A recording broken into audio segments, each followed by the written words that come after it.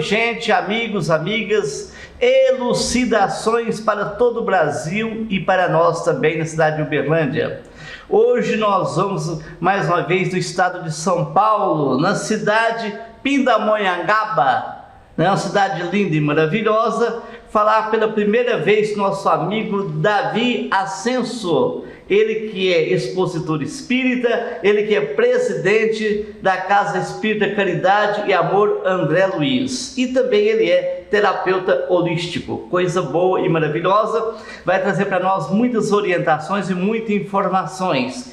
Querido e amigo Davi, seja bem-vindo na cidade de Uberlândia, toda a região e também para o mundo. Bom dia. Bom dia, meu caro amigo, é um prazer estar com vocês e é uma felicidade poder colaborar aí na divulgação da doutrina espírita. Muito obrigado. Muito bem, o tema é o egoísmo, chaga da humanidade. Você tem agora o tempo que você precisar para estar levantando esse tema para nós. Então vamos lá. Esse tema do Evangelho segundo o Espiritismo é referente ao capítulo 11, amar o próximo como a si mesmo. E muito interessante que essa mensagem sobre o egoísmo, ela é do nosso querido Emmanuel, que foi mentor espiritual do nosso querido médium Francisco Cândido Xavier, aí da cidade de Uberaba e também de Pedro Leopoldo. Nós vamos ler um pequeno trechinho da mensagem de Emmanuel, o trechinho inicial, para que a gente possa ter uma noção da responsabilidade, do compromisso com relação ao egoísmo. Diz ele, o egoísmo, chaga da humanidade, deve desaparecer da face da terra, cujo progresso moral ele estanca. Cabe ao Espiritismo a tarefa de fazer a terra subir na hierarquia dos mundos. O egoísmo é, portanto, o alvo ao qual todos os verdadeiros crentes devem dirigir suas armas, suas forças, sua coragem.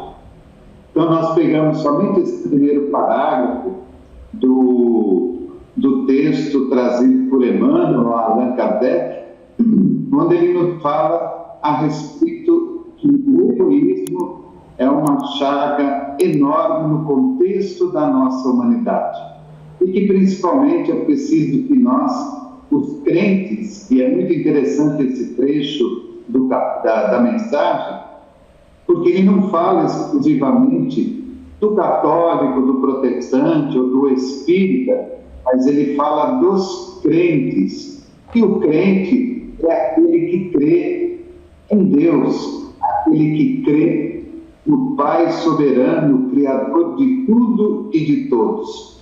E ele pede ao crente para que todos nós nos esforcemos para trabalhar em conjunto para a destruição do egoísmo na face da terra.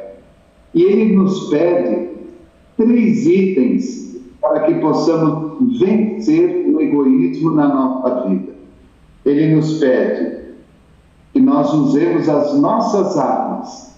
As nossas armas não são as armas de guerra, são as armas que nós automaticamente aprendemos com a mensagem de Jesus quando esteve na terra. O amor, a bondade, o perdão, a humildade, a simplicidade, a generosidade, a misericórdia, a renúncia, a resignação, enfim, todos os ensinamentos que estão contidos no Evangelho de Jesus, na sua trajetória pelo planeta. O seu exemplo, não apenas as suas palavras dirigidas ao povo, dirigidas aos homens da lei ou então aos homens da religião da época, mas também aos seus apóstolos, aquelas palavras que eram de elevação, de crescimento e de desenvolvimento moral, mas principalmente os exemplos que Jesus pregava, porque na realidade tudo aquilo que Jesus falava era exatamente aquilo que ele pregava no decorrer dos seus dias, no decorrer da sua vida. Em segundo, ele nos pede que tenhamos forças. Por que será que Emmanuel nos pede a força? Porque, na realidade, o egoísmo é uma tarefa muito difícil de se aniquilar na nossa existência atual. Os prazeres da vida material, os benefícios que a vida material nos oferece, as mordomias, as paisagens, os bens que ela nos oferece, são os chamativos para que nós nos esqueçamos daqueles que mais precisam de amparo e de ajuda e que voltemos única e exclusivamente a nós próprios, olhando simplesmente para o que é melhor para todos nós. O egoísmo nada mais é do que aquele instante em que nós nos esquecemos do mundo, nos esquecemos das pessoas e nos preocupamos única e exclusivamente nos benefícios que o mundo e as pessoas podem trazer a nós.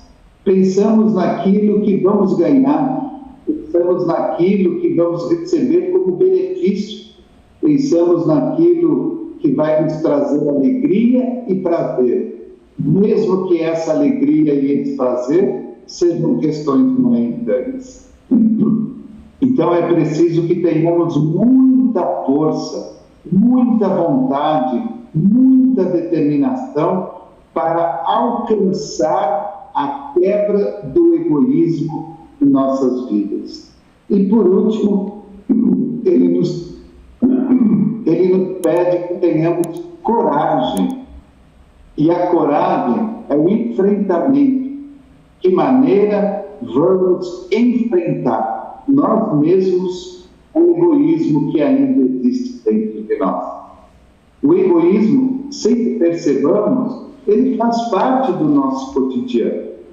Quando muitas vezes pensamos em primeiro lugar em nós, pensamos em primeiro lugar naquilo que será melhor para nós, estamos agindo de forma egoísta.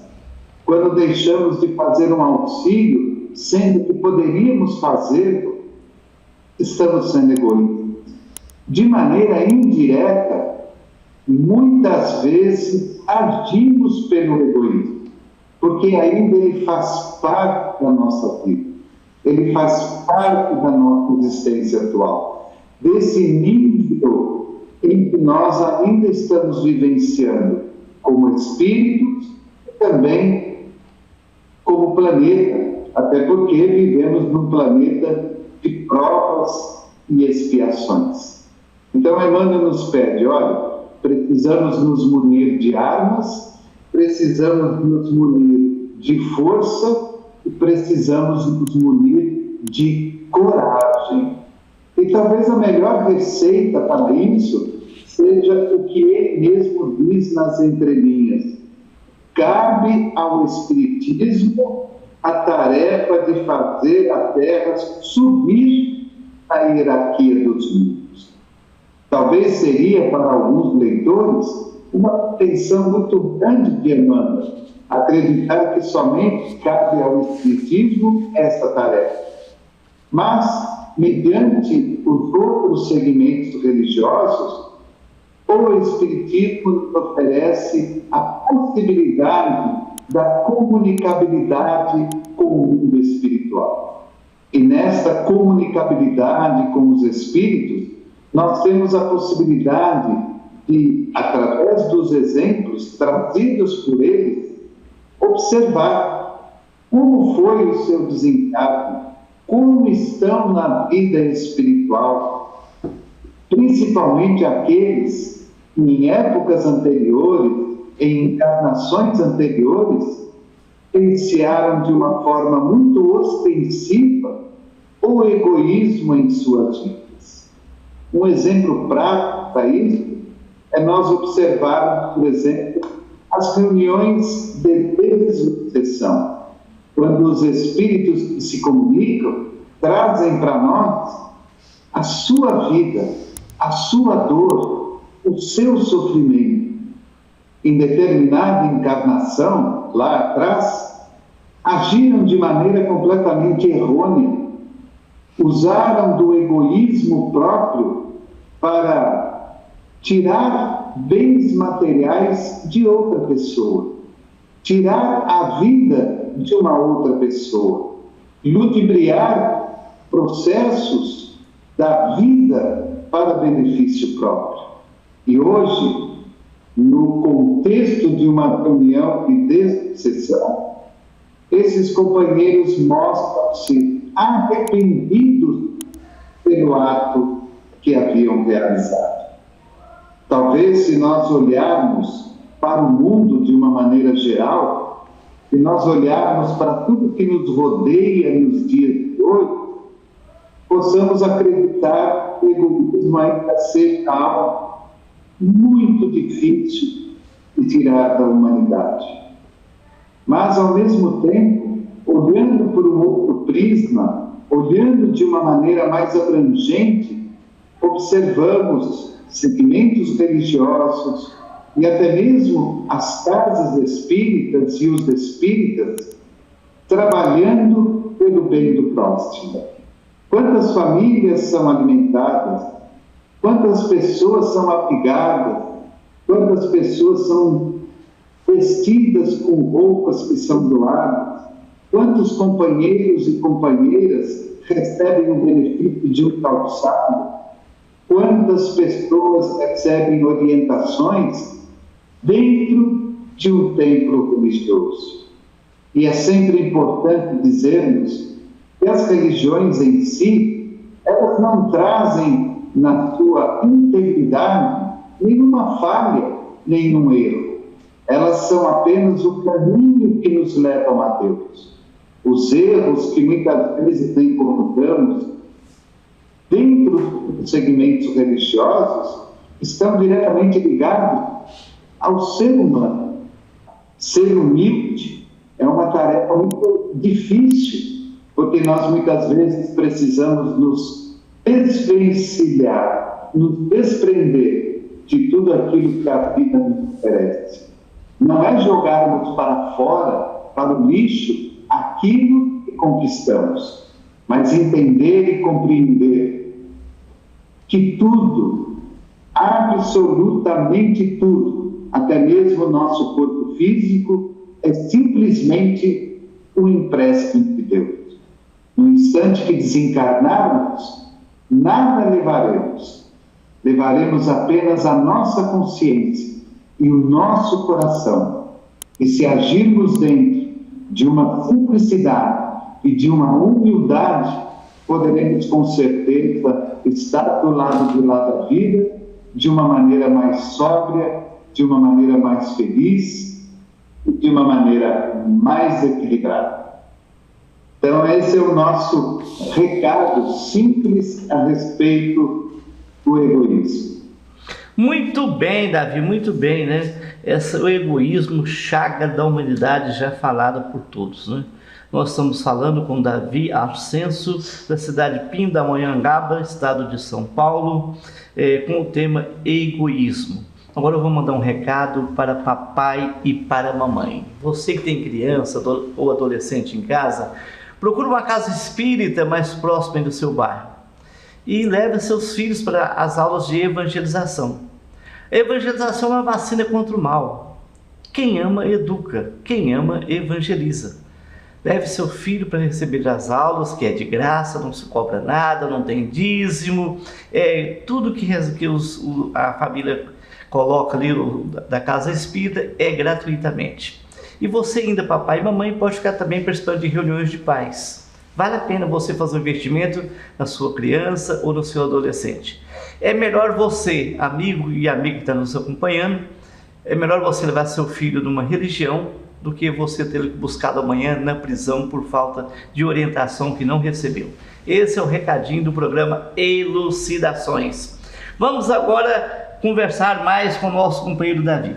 Davi, o egoísmo seria aquela pessoa que primeiro ele, segundo ele, terceiro ele, quarto ele, só dá ele, não é isso?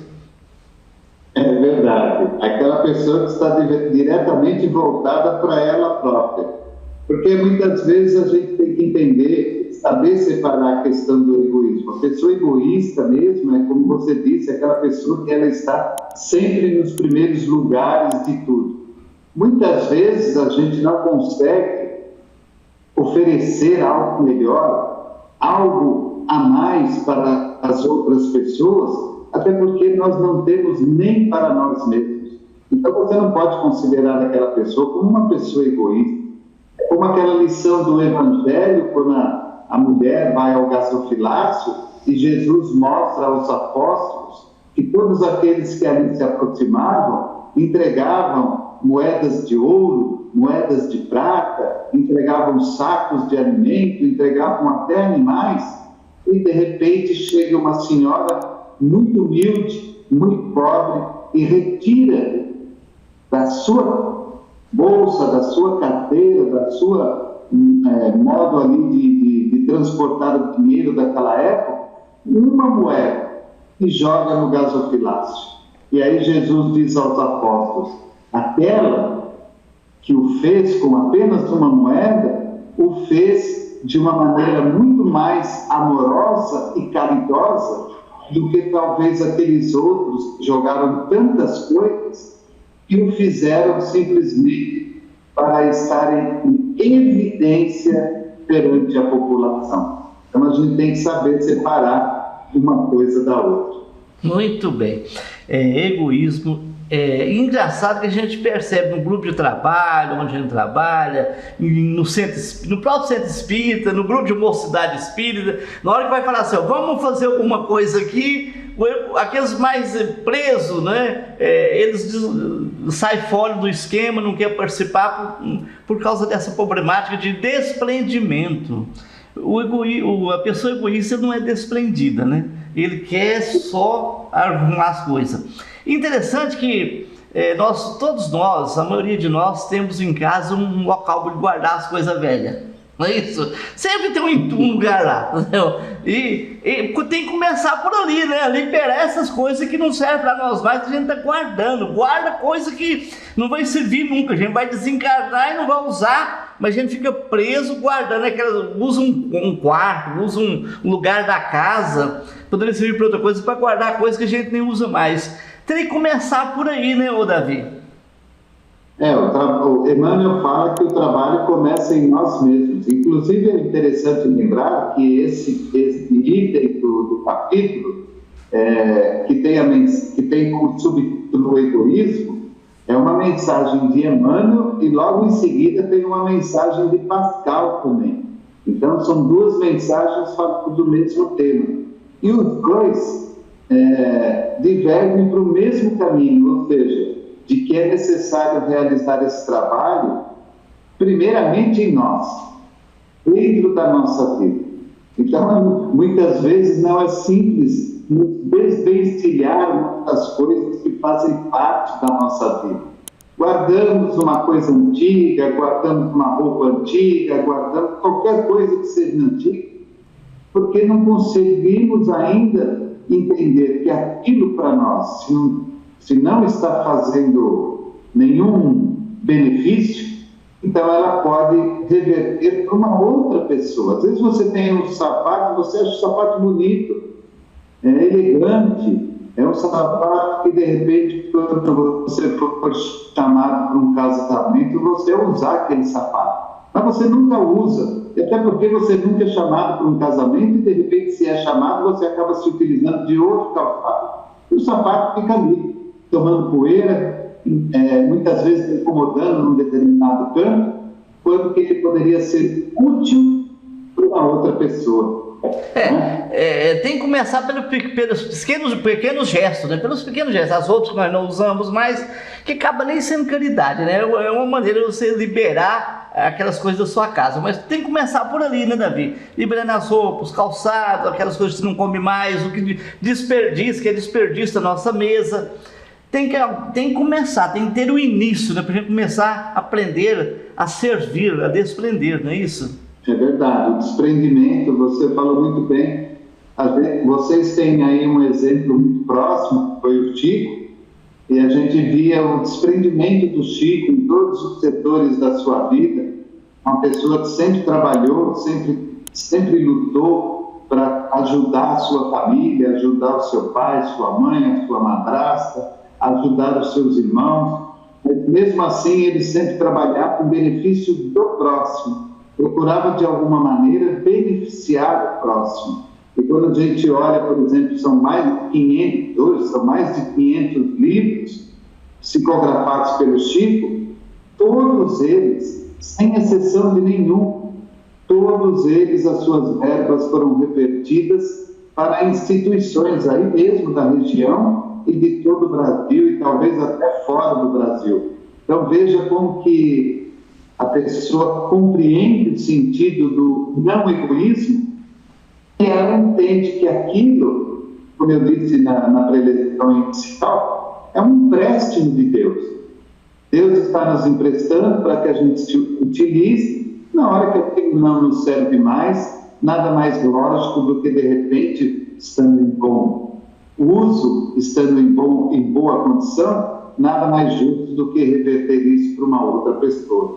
Muito bem, outro recadinho. Você, meu amigo, minha amiga, você pode ser um voluntário da Clínica Jesus Nazaré. É uma entidade que atende pessoas da terceira idade e pessoas com transtornos mentais. Você pode ser um voluntário, fazendo ações, indo lá fazer visita, marcando sua visita. É importante marcar e levar também suas doações. Para você marcar uma visita e levar suas doações, é o telefone 3235-8010, 3235-3129. E você também pode deixar no nosso ambulatório aqui na cidade, que a entidade sede fica nas chácaras. Você pode trazer aqui na rua Benjamin Constante, 722, no ambulatório de saúde mental. Seja um doador, a instituição precisa de sua ajuda. Nós antecipadamente te agradecemos a sua colaboração. É interessante, tem pessoas que acham que não é egoísta, ele acha que ele é controlado. Ele precisa controlar o saldo dele, precisa controlar as coisas deles. Mas na verdade isso acaba sendo um desculpismo nosso para não atender as criaturas, né? Então assim, a gente se perde com a comida em casa, né? Fica vencida e não repassa. Nos livros também, né? Tem muito livro, a gente nem distribui os livros. É interessante, precisa começar pelos pequenos gestos para a gente chegar num gesto grande. E interessante que parece que a gente ainda não compreendeu que nós nascemos sem nada e vamos voltar sem nada. A gente não consegue interpretar isso. Esse egoísmo está muito ligado à doença do espírito, não, o Davi? Poderia dizer assim? Uma fraqueza do espírito, o que é? Eu vejo também como um processo evolutivo. Nós muitas vezes precisamos vivenciar esses momentos na nossa vida para que haja o desenvolvimento do próprio espírito. Quando você fala de um apego, a pessoa se apegar a determinadas coisas, ao saldo bancário, aos bens materiais, há de se compreender também que o espírito ele está ali trabalhando o seu processo evolutivo. Às vezes o espírito ele precisa passar por aquela situação, ele precisa passar por aquela experiência para que ele se desenvolva, para que ele cresça. Às vezes nós nos deparamos com espíritos que são completamente desprendidos de tudo. Pessoas simples, pessoas pacatas, pessoas que se contentam com qualquer coisa que Deus ofereça a elas, mas nem todos nós somos assim. Nós sempre estamos procurando algo melhor. Nós estamos sempre procurando algo a mais daquilo que nós já temos. Então, cada caso é um caso diferente, né? Sempre a nossa análise, merece a nossa atenção. E nós, é claro, não podemos dizer que todo mundo é egoísta ou todo mundo não é egoísta. Há aí um processo evolutivo. Nós encontramos pessoas egoístas misturadas com pessoas não egoístas e que viveram felizes na sua vida. Vamos dar um exemplo prático. Francisco de Assis, que tinha uma família abastada, muito rica, e de repente ele chega num determinado ponto da sua vida que ele observa que tudo aquilo não tinha valia de nada. porque era algo que ficava guardado, algo que ficava escondido e não tinha utilidade. E aí ele se despede, se dispõe de tudo, aliás, e vai viver uma vida simples como aquela que nós já conhecemos. Então é o instante de evolução do espírito. É o instante em que, é claro, você não vai jogar o carro fora, você não vai queimar o dinheiro, você não vai deixar de morar onde você mora para morar debaixo da ponte. Não é isso, porque nós vamos causar um mal à sociedade. Vamos criar um problema para a sociedade. Mas você vai começar a administrar melhor tudo que você tem e que você começa a dividir isso de uma maneira correta, de uma maneira justa, para aqueles que realmente precisam. Você é um terapeuta holístico. O terapeuta holístico, qual que é o que você pode acrescentar, né, para as pessoas que estão frequentando a sua casa espírita, que eles possam crescer e compreender? Porque tem pessoas que frequentam a casa espírita e ele quer ser médium, ele quer desenvolver mediunidade, mas precisa desenvolver sentimentos primeiro. Ele precisa, até o indivíduo que é egoísta tem dificuldade até de transmitir um bom passo, um passo curador, transmitir uma energia mais positiva para aquela pessoa, porque ele está muito preso às coisas materiais. Como terapeuta holístico, o que você poderia acrescentar nesse detalhe? A terapia holística, que é uma terapia alternativa, ou a medicina alternativa, como eles chamam, nas técnicas que a gente acaba aprendendo, você trabalha não somente a parte física da pessoa, mas também você trabalha a parte emocional, a parte psicológica e principalmente a parte mental. Então, quando você pega o Evangelho segundo o Espiritismo, lá no seu início, quando Kardec fala a respeito dos publicanos, dos fariseus e de todos aqueles personagens que fizeram parte do tempo de Jesus, Kardec também faz uma menção aos terapeutas, que já é uma profissão que já vem lá da antiguidade. Não há essa mistura de terapeuta com o centro espírita. Apesar das pessoas saberem da nossa profissão, nós procuramos, dentro da casa espírita, de uma maneira sutil, oferecer algo daquilo que a profissão nos ensina. Da mesma forma que no consultório ou no espaço terapêutico, a gente também procura oferecer algo que a doutrina nos oferece dentro de um tratamento terapêutico. Então, muitas vezes você está ali no tratamento terapêutico e você observa que aquela pessoa está envolvida com algum espírito que a acompanha, que a está obsediando. Então, ao mesmo tempo que você está tratando, você também ali mentalmente, você está orando e pedindo para o plano espiritual que trabalha naquele local, para encaminhar aquele espírito, para que aquela pessoa, aquele seu cliente, tenha um pouco mais de paz e de harmonia. Então, é um conjunto aí de trabalhos em que sutilmente você vai se utilizando de um de outro, para que um também ajude o outro. Muito bem, outro recadinho. Você que talvez pela primeira vez alguém está repassando para você o nosso programa Elucidações, eu peço a você, a gente tenta desenvolver esse trabalho, que as pessoas leiam o Livro dos Espíritos. O Livro dos Espíritos foi editado em 1857, com 1019 perguntas e recebeu 1019 respostas.